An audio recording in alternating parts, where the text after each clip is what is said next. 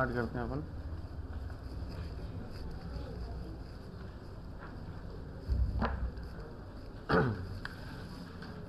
नया क्वेश्चन है, question number 1। मान लो हमारे पास में एक डिस्क है, ठीक है। इस डिस्क में से यहां पे हमने एक कट कर दिया और एक यहां पे कट कर दिया, राइट। ये दो हमने कट कर दिए। इसकी जो रेडियस है दैट इज आर, और इन दोनों की जो रेडियस है ये है r/4। इसकी जो रेडियस है दैट इज r/4, और ये सिस्टम है, और इसको ले लिया हमने ओरिजिन 0,0। इसका मास m है, मास इनिशियल मास कैपिटल M है, और ये है क्या, एक डिस्क है। अगर डिस्क है तो इट मींस एरिया कैलकुलेशन, और अगर स्फेयर है तो वॉल्यूम कैलकुलेशन। क्लियर है? मुझे इस सिस्टम का सेंटर ऑफ मास बताओ।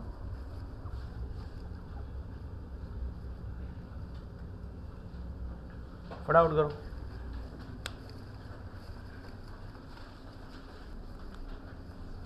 फटाफट कर दो इसको।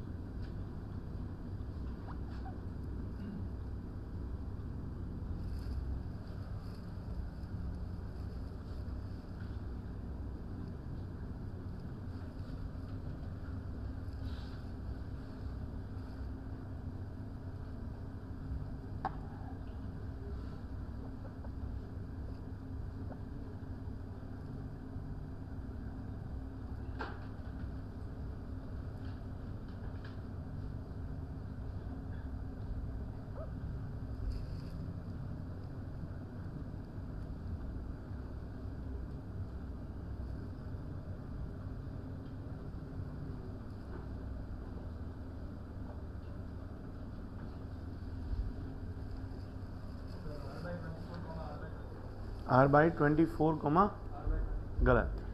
r/24, r/24 कैसे आएगा? आप ये समझो, इधर देखो, इधर से कट हो गया, इधर से कट हो गया।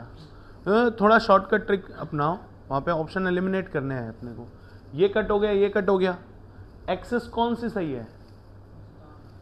x equal to minus Y axis के अबाउट सिमेट्री आ रहा है, तो अगर x तुम्हारा पॉजिटिव है तो y नेगेटिव आना चाहिए, पहली बात। और अगर ये भी नहीं पता लगा पा रहे हो तो आप ये देखो, यहां से कट हो गया, यहां से कट हो गया, मास किस साइड में ज्यादा है, कौन से क्वाड्रेंट में ज्यादा है, फर्स्ट, सेकंड, थर्ड, फोर्थ में ज्यादा है, तो सेंटर ऑफ मास कुछ यहां आना चाहिए ना, फोर्थ क्वाड्रेंट में। और फोर्थ क्वाड्रेंट में कौन पॉजिटिव? x पॉजिटिव और y नेगेटिव, वो होना चाहिए। तो आप वो ऑप्शन एलिमिनेट कर दो जो फर्स्ट, सेकंड और थर्ड क्वाड्रेंट में आ रहा है, और जिसमें x और y का मैग्नीट्यूड सेम नहीं आ रहा, वो ऑप्शन एलिमिनेट कर दो। बचा कौन? जो फोर्थ क्वाड्रेंट में होना चाहिए, जिसके x और y के जो कोऑर्डिनेट है उनके नंबर सेम होने चाहिए, माइनस प्लस अलग बात है, नंबर सेम होने चाहिए, वो चीज बचाओ। अगर ऑप्शन 1 बच जाता है तो तुरंत आंसर कर दो, क्वेश्चन सॉल्व नहीं करना, ठीक है। और अगर ऑप्शन नहीं बचता है, it means you have to solve it. Clear? करो।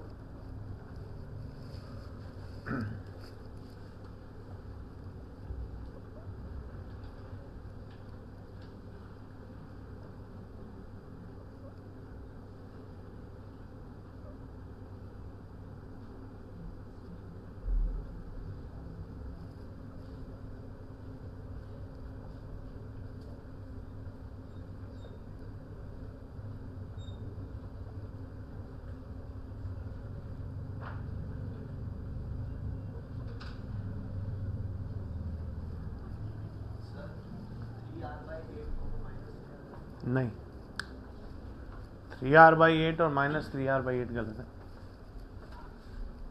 -r/, नहीं, क्या कर रहे हो, बहुत इजी क्वेश्चन है।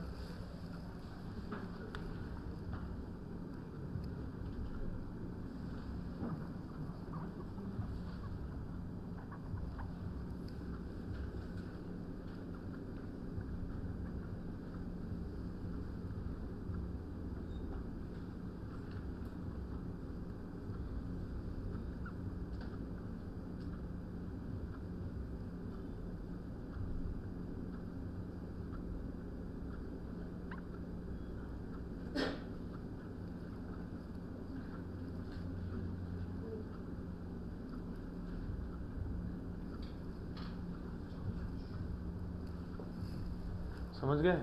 और इसको सिंप्लीफाई तरीके से कर लो, क्या हो जाएगा, XCOM equals to M1x1 minus M2x2 minus M3x3 upon में M minus M2 minus M3, ये आना चाहिए। इसको सॉल्व किया, देखो x1 0 है, x2 0 है, सही बात है। तो x1 0 है, x2 0 है, x3 की वैल्यू पुट कर देते हैं, तो क्या आ जाएगा, ये माइनस M3 की वैल्यू कितनी है, M/16 है, ये रहा, और x3 की वैल्यू कितनी है, -3r/4 है। क्लियर? अपॉन में क्या आ जाएगा, देखो ये m है, M/16 मिलके M/8, तो 7m/8 बच गया, तो 7m/8, m से m निपट गया, 8 से ये कट गया 2 टाइम्स, तो ये कितना बच गया, माइनस का 21r अपॉन, एक मिनट कुछ गलती करी है अपन ने, हाँ सॉरी, प्लस का हो जाएगा,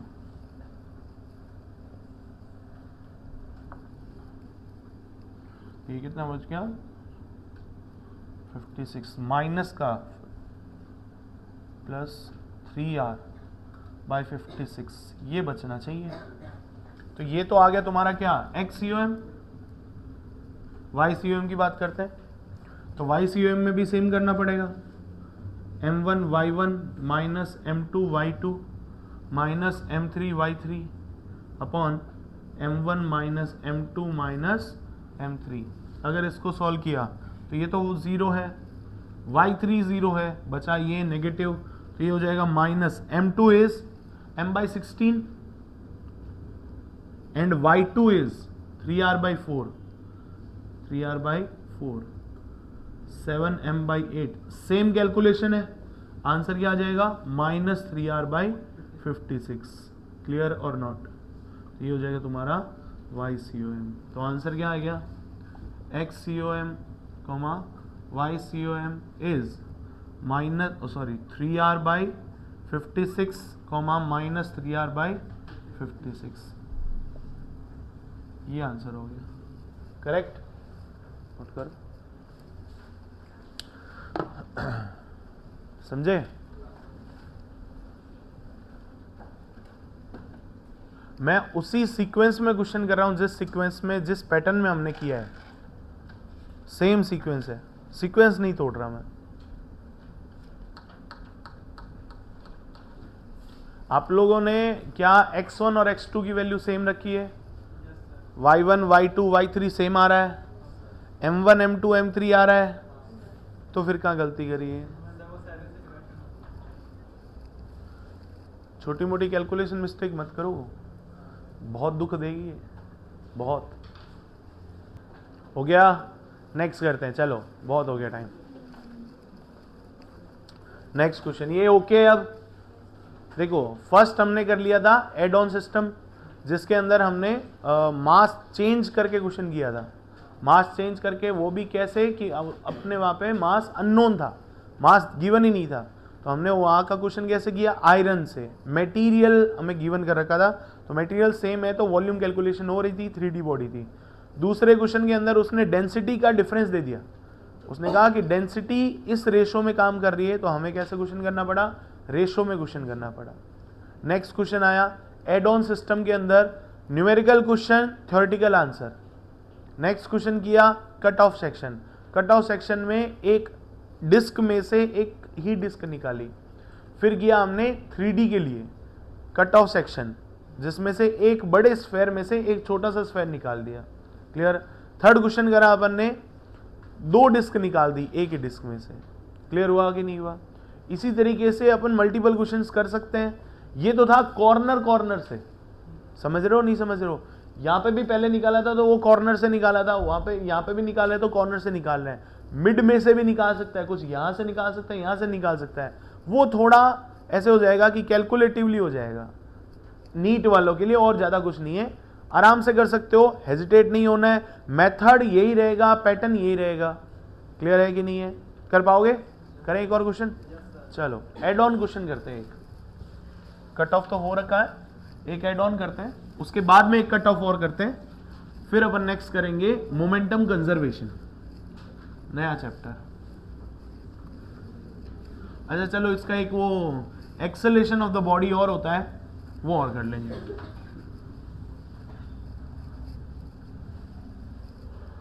करें? चलो अगला क्वेश्चन। मान लो कि हमारे पास में एक वायर है, ठीक है? उस वायर को कुछ ऐसी शेप दे दी हमने,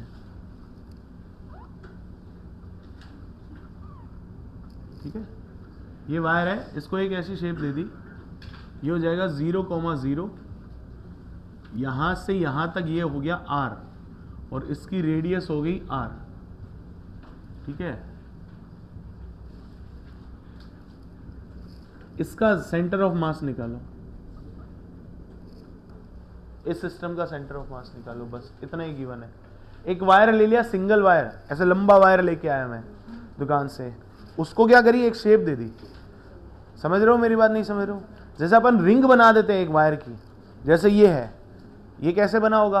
पहले इसको एकदम फ्लैट किया गया, रोलर के अंदर से निकाल के इसको फ्लैट किया गया, फिर इसको कट करके बराबर करके एक लाइन बनाई, उस लाइन को ऐसे रोटेट करवाया, और जहां पे मिक्स हो गया, जिस साइज का बनाना था वो बना दिया, और वहां पे क्या कर दिया, सोल्डरिंग कर दी, ठीक है?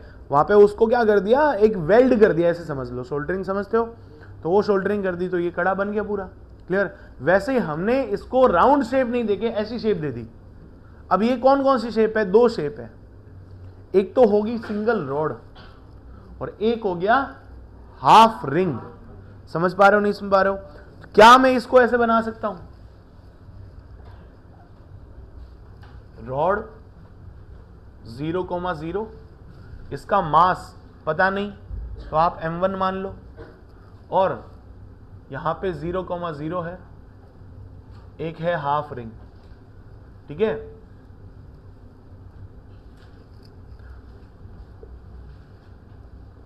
इसका मास भी नहीं पता, इसका मास भी क्या करो, m2 मान लो। अब ये बताओ, पूरा का पूरा सेक्शन, ये वाला जो सिस्टम देख के आपको ये दिख रहा होगा कि एक्स एक्सिस के अबाउट सिमेट्री है कि वाई एक्सिस के अबाउट? एक्स एक्सिस के अबाउट सिमेट्री है, तो वाई COM विल बी 0, तो हम खाली एक्स में कैलकुलेशन करेंगे। इसके लिए x1 की वैल्यू कितनी है? 0। इसके लिए x1 कितना हो जाएगा? 2r upon pi. Very good, 2r upon pi हो जाएगा। तो आपको बस m1 और m2 निकाल के देखना है। m1 और m2 कैसे निकालोगे वो तुम कैलकुलेशन करो। क्लियर है? ये एक सिंगल वायर था, उसको हमने ऐसे शेप दे दी, ठीक है? सिंगल वायर है मतलब मटेरियल दोनों का सेम है, इसका भी मटेरियल सेम है, इसका भी मटेरियल सेम है। अब कैलकुलेशन करके देखो,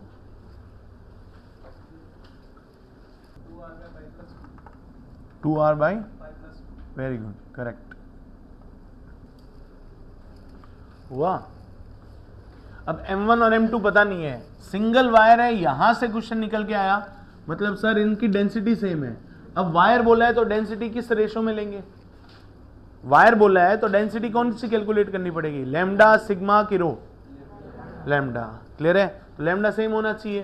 तो क्या मैं ये बोल सकता हूं कि m1 is equal to lambda into mass 1 के लिए? चलो यही कैलकुलेशन कर रहे हैं, तो ये क्या कर देंगे, लैम्डा सेम हो जाएगा दोनों के लिए। यही बोलना चाह रहे हैं। What is lambda? That is dm by dl और m बाई l, लेंथ है ना। इसके लिए करेंगे तो क्या लिख देंगे, lambda is equal to mass upon length. Length कितनी है इस फर्स्ट वाले की? r ऊपर है, r नीचे है, तो 2r। तो m1 की वैल्यू कितनी आ गई? Lambda 2r, correct. चलो, और x1 0 है ही।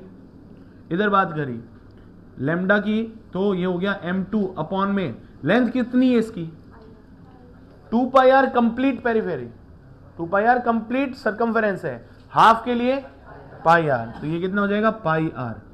इसको ले आओ तो m2 की वैल्यू कितनी होगी लैम्डा पाई आर। बस इन दोनों को सॉल्व कर लेते हैं। अब ये एड ऑन सिस्टम है, इसमें ये ऐड करेंगे तो ये बनेगा, तो हम इसका कैलकुलेशन कैसे कर सकते हैं COM। कौन सा COM निकालेंगे, ओनली x COM, क्यों, क्योंकि y COM is not there. तो x COM की वैल्यू क्या हो जाएगी m1 x1 plus m2 x2 upon m1 plus m2, right. m1 कितना है, इसकी तो जरूरत ही नहीं है, 0 हो गया क्योंकि x1 0 है, इसकी क्या जरूरत है, तो ये क्या हो जाएगा lambda pi are upon x2 की वैल्यू कितनी है 2r अपॉन पाई, अपॉन में क्या आ जाएगा m1 plus m2 lambda 2r plus lambda pi r. देखो लैम्डा से लैम्डा सारे कैंसिल हो गए, r से एक r कैंसिल हो गया, ऊपर क्या बचा पाई से पाई कैंसिल हो गया, ऊपर बचा 2r, और अपॉन में क्या बचा 2 प्लस पाई,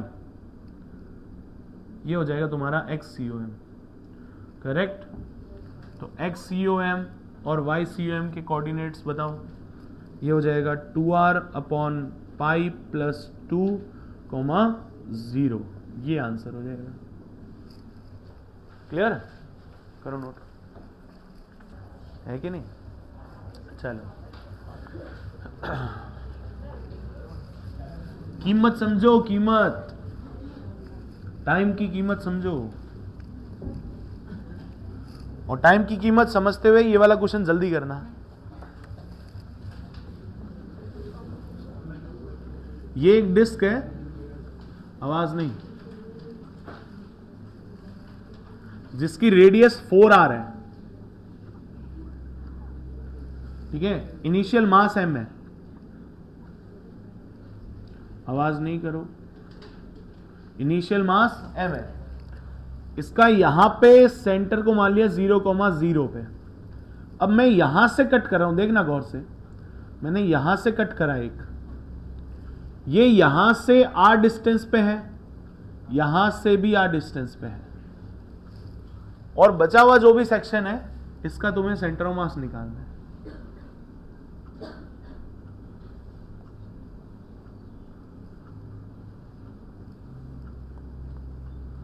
करो, टाइमर लगा रहा हूं, 2 मिनट में करना है क्वेश्चन,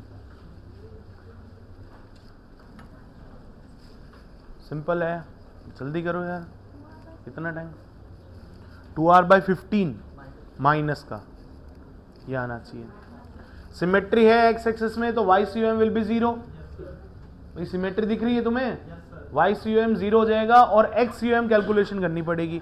x COM के लिए क्या करेंगे, सबसे पहले इसको इक्विवेलेंसी में निकालेंगे, ये माइनस ये यहां पे बैठे हैं 0,0 पे, इसके कोऑर्डिनेट क्या हो जाएंगे, देखो ये टोटल 4r है कि नहीं, r ये निकल गया, r ये निकल गया, इसका डायमीटर कितना है 2r, और इसकी रेडियस कितनी है r, बैठा कितनी दूर है ये r ये रहा, r ये रहा, 2r,0 पे, तो इसके कोऑर्डिनेट क्या हो जाएंगे 2r,0, क्लियर। और इसके कोऑर्डिनेट कितने हो जाएंगे 0,0, इसका मास कितना हो जाएगा m है, इनिशियल मास m दे रखा है, और इसके कोऑर्डिनेट x1 0 y1 भी 0, इसका मास कितना हो जाएगा अननोन है, निकालना पड़ेगा, और x कितना हो जाएगा 2r, और y कितना हो जाएगा 0, तो y COM तो 0 आ गया, तो यहां से निकालते हैं अपन x COM will be m1 x1 minus m2 x2 by m1 minus m2, ये तो 0 हो गया, यहां से कैलकुलेशन करते हैं।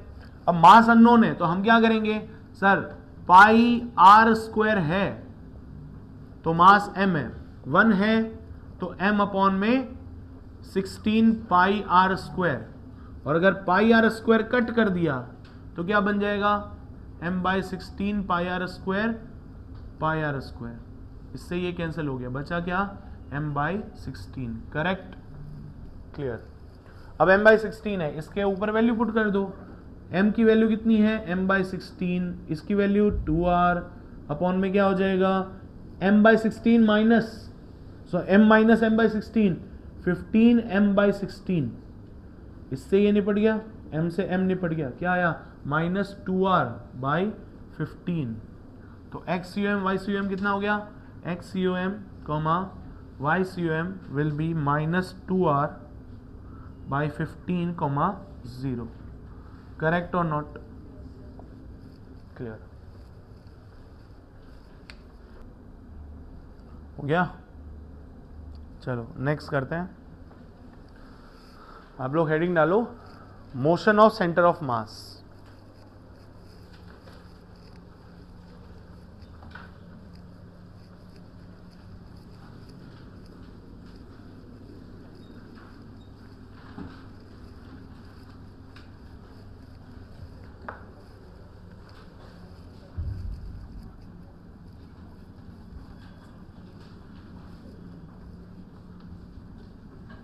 अगर हम बात करें मोशन ऑफ सेंटर ऑफ मास की, तो इसको कैसे कैलकुलेट करवा सकते हैं, देखो इधर हमने ये पढ़ा था, RCOM इज इक्वल्स टू क्या होता है, m1r1 plus m2r2 plus m3r3 up to so on upon m1 plus m2 plus m3, अपन 3 के लिए ले रहे हैं, तो RCOM ये होता था। अगर मैं इसको डिफ्रेंशिएट कर दूं विद रिस्पेक्ट टू टाइम, तो क्या हो जाएगा, मास तो चेंज होगा नहीं, तो 1 upon m1 plus m2 plus m3 तो कॉमन आ गया, अंदर क्या बच जाएगा, m1 dr1 upon dt plus m2 dr2 upon dt plus m3 dr3 by dt, right. अगर मैं इसकी कैलकुलेशन करूं तो ये डिवाइड होके क्या बन जाएगा, वेलोसिटी बन जाएगा। तो क्या मैं इसको भी वेलोसिटी लिख दूं तो VCOM आ जाएगा, velocity of centre of mass is m1 v1 plus m2 v2 plus m3 v3, correct, upon में m1 plus m2 plus, similarly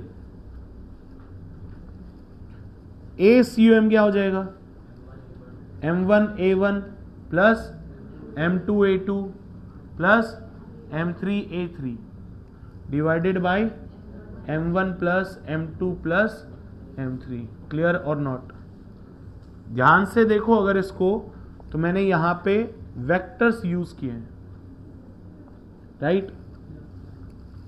अगर वेक्टर है तो डायरेक्शन कैसी होगी हमें मतलब ही नहीं है, डायरेक्शन का काम हमने किसको दे रखा है, वेक्टर को, वो जाने उसका काम जाने, हमें कोई मतलब नहीं है। भैया तेरे को इधर जाना है, ईस्ट में जाना है, तो फिर तो क्या देगा, पॉजिटिव आई कैप दे दे। ईस्ट और नॉर्थ के बीच में जाना है, पॉजिटिव आई कैप और पॉजिटिव जे कैप दे दे, क्लियर है। अगर आपको साउथ वेस्ट में जाना है तो नेगेटिव आई कैप नेगेटिव जे कैप दे देगा। तो डायरेक्शन भी वही बता रहा है, मैग्नीट्यूड भी वही बता रहा है, अपने को कोई चिंता नहीं करनी। जो पार्टिकल जिस साइड में जा रहा है उसमें उसका वेक्टर डाल दो। कभी भी पूरे फिजिक्स में कहीं पे भी अगर तुम्हें डायरेक्शन में प्रॉब्लम आ रही है कि सर माइनस लेना चाहिए कि प्लस लेना चाहिए, क्लियर हो गया। कोई कहता है sir anti clockwise is positive, clockwise is negative, तो उसका तो आंसर आ जाएगा एक, मान लो उसका आंसर नेगेटिव आ रहा है, जिसने भी एंटी क्लॉकवाइज को पॉजिटिव और क्लॉकवाइज को नेगेटिव मान लिया उसका आंसर नेगेटिव आ रहा है। तो तुम्हारा आंसर क्या आएगा, अगर तुमने एंटी क्लॉकवाइज को नेगेटिव ले लिया तो तुम्हारा पॉजिटिव आंसर आ जाएगा। मैं किसको मानूंगा, नहीं, ये तो सारे कन्वेंशन है, ना तुम गलत हो ना वो गलत है, दोनों ही गलत नहीं है। गलत है कन्वेंशन पिक करना, उसने नेगेटिव वाला कन्वेंशन पिक कर लिया, उसका नेगेटिव आंसर आ रहा है। बट आप लोग फाइनली क्या लिखोगे, sir we assume that anti clockwise is negative, मेरा आंसर 13 आ रहा है, तो 13 क्या, 13 माइनस का आ रहा है, तो उसके ब्रैकेट में लिख दो माइनस हटा के 13 एंटी क्लॉकवाइज। तुमने एंटी क्लॉकवाइज को पॉजिटिव लिया है तो तुम्हारा आंसर पॉजिटिव आ रहा है, पॉजिटिव मींस तुम क्या लिख दोगे, 13 एंटी क्लॉकवाइज। अब दोनों का आंसर सेम हुआ कि नहीं हुआ। तुमने डायरेक्शन को पहले कोड करा, फिर उसको वापस से डीकोड करा, इतना क्यों परेशान हो रहे हो। आई कैप जे कैप डालो ना, अपने आप करेगा वो, उसका भी माइनस आई कैप आएगा, तुम्हारा भी माइनस आई कैप आएगा, दोनों का आंसर सेम हो जाएगा, खत्म हो गया मामला। समझ में आया, तो कभी भी फिजिक्स के अंदर डायरेक्शन का प्रॉब्लम हो, वेक्टर को बोलो आजा भाई तू कर सॉल्व, हम क्यों करें सॉल्व, जब तेरे को हमने पहले कर रखा है तो तू करना।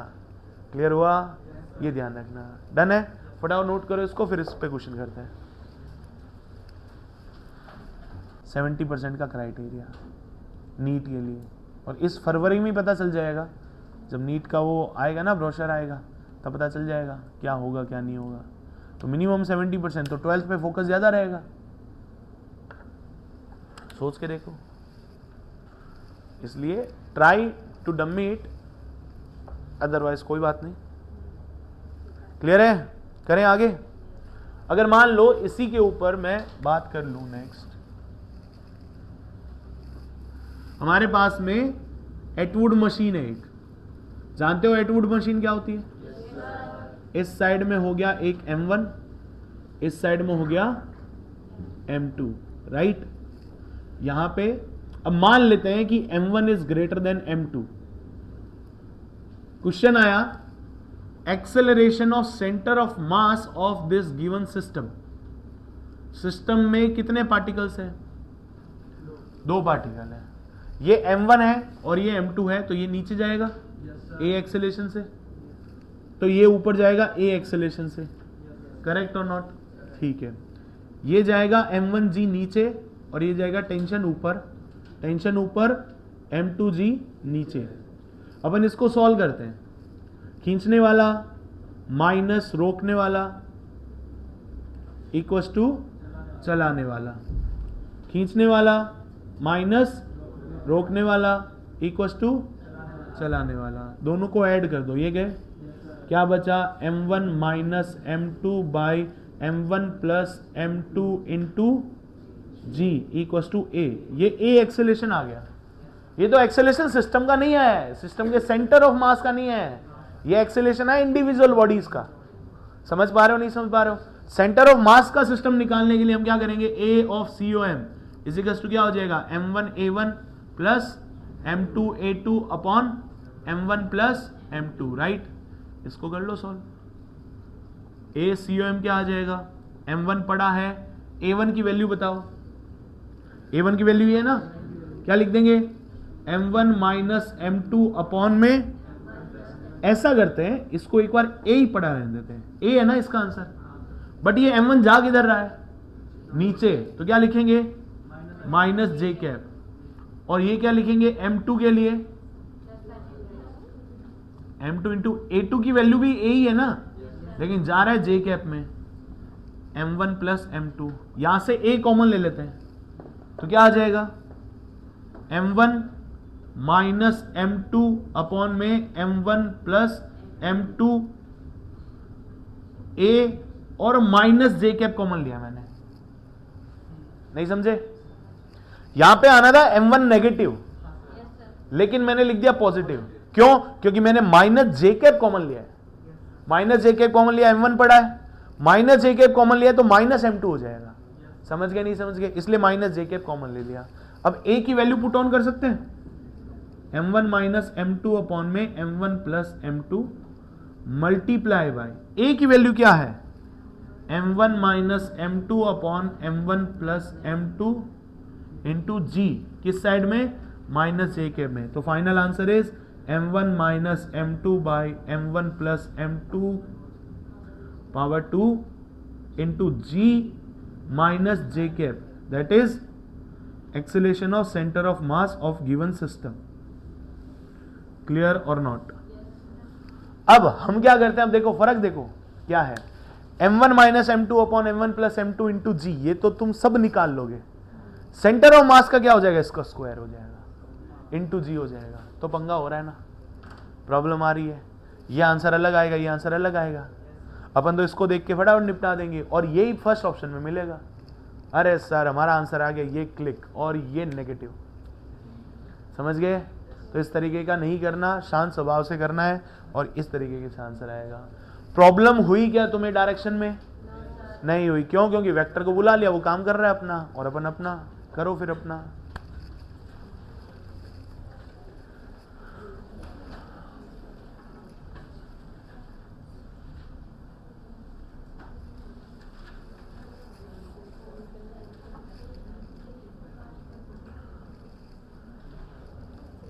तो आप लोग इधर का नोट कर रहे हो, मोशन ऑफ सेंटर ऑफ मास हटा रहा हूं मैं। तो 2 क्वेश्चन दे दें आपको। हाँ बेटा,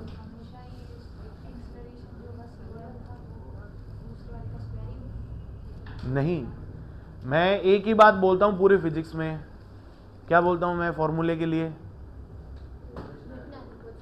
फॉर्मूला रट्टा नहीं मारना है, बस मेथड पे ध्यान दो। सेम आंसर आएगा, कोई जरूरी नहीं है। अभी मैं देखो 2 क्वेश्चन लिख रहा हूं, उसके एक्सेलेरेशन क्या होते तुम्हें पता है क्या? ये एक्सेलेरेशन का फॉर्मूला रटवाया था क्या?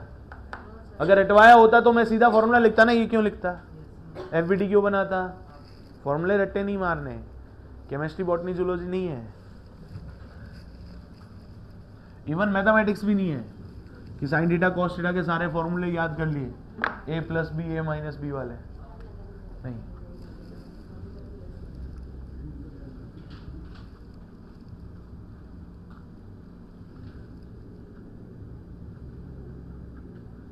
ये क्वेश्चंस है तुम्हारे लिए, होम असाइनमेंट मान लो। नहीं, डीपीपी में अलग है।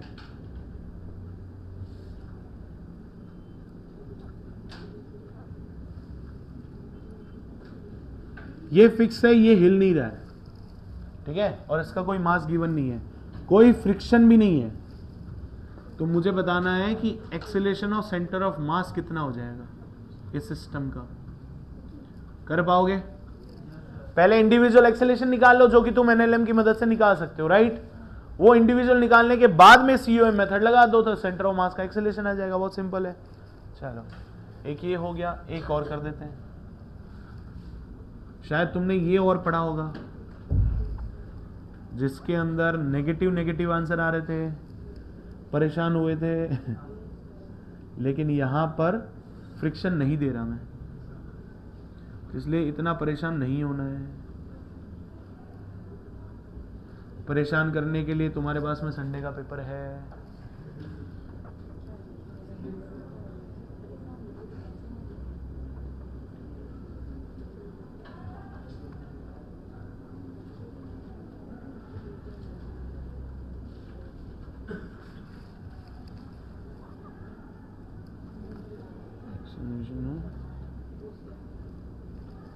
क्लियर? ये 2 क्वेश्चंस के आंसर चाहिए मुझे, हो जाएंगे? राइट।